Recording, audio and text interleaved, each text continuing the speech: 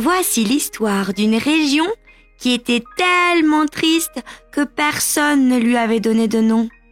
Pour tout te dire, tu n'aurais pas eu envie de vivre là-bas. Tout était plat. Il n'y avait pas de volcan, ni de montagne pour arrêter le vent. Et il n'y avait pas non plus de ruisseau, de lac ou de rivière. Tout était sec, rien ne poussait.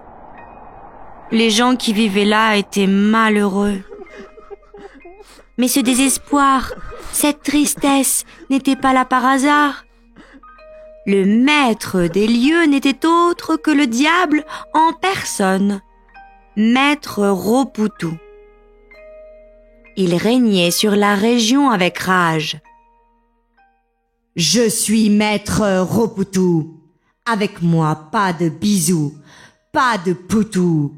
Devant moi, les gens se mettent à genoux. » La fée des eaux ignorait tout cela, et un jour est passée par là. Aussi vite qu'un battement d'ailes, elle a su que les habitants avaient besoin d'aide. Quel chagrin, quelle tristesse! Il faut que cela cesse.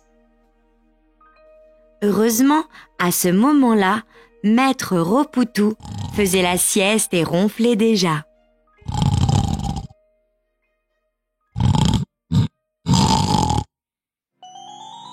Profitant de son absence, la fée des eaux a usé de sa magie.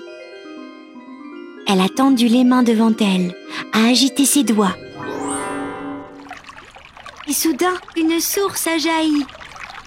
Les gens qui étaient là se sont mis à s'exclamer. « Regardez, regardez, une source! Allez les copains, venez jouer! » Les enfants se sont mis pieds nus et ont commencé à jouer dans l'eau en riant. Ces rires ont résonné tellement loin que Maître Roputu les a entendus. C'était insupportable pour lui, intolérable. Alors, il est entré dans une fureur noire. Il a martelé le sol 3 fois de ses talons.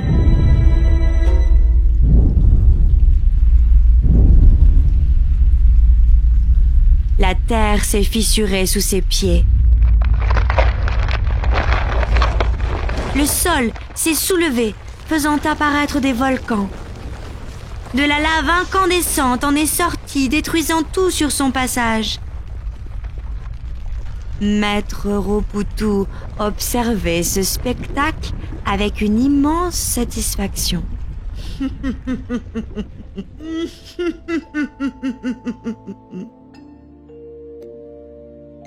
Et il pensait que la fée des eaux avait succombé à sa colère fumante.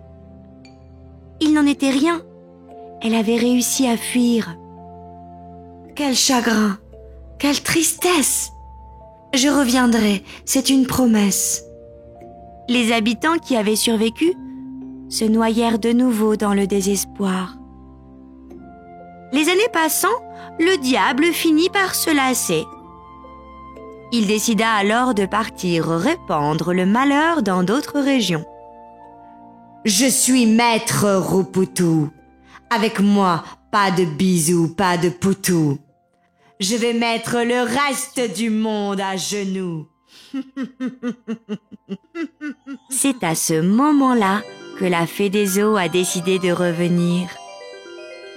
De nouveau touchée par tant de détresse dans le regard des gens. Quel chagrin, quelle tristesse!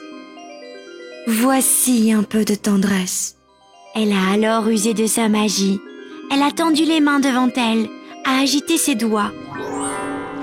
Une source a jailli, puis un ruisseau, une rivière, des cascades.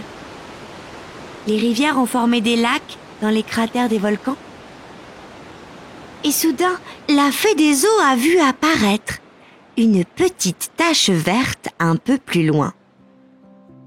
Elle s'est approchée.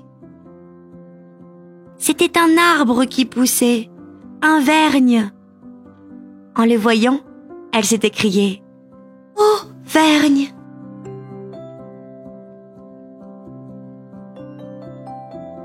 la petite tache verte a bien grandi avec d'autres vergnes, mais aussi d'autres arbres, sapins, épicéas, hêtres, chênes, créant des forêts gigantesques dans lesquelles se promènent les Auvergnats, bien plus joyeux qu'autrefois. Et c'est ainsi, par la colère fumante de Maître Roupoutou et la générosité de la Fée des Eaux, qu'est née notre chère terre d'Auvergne, telle que nous la connaissons aujourd'hui.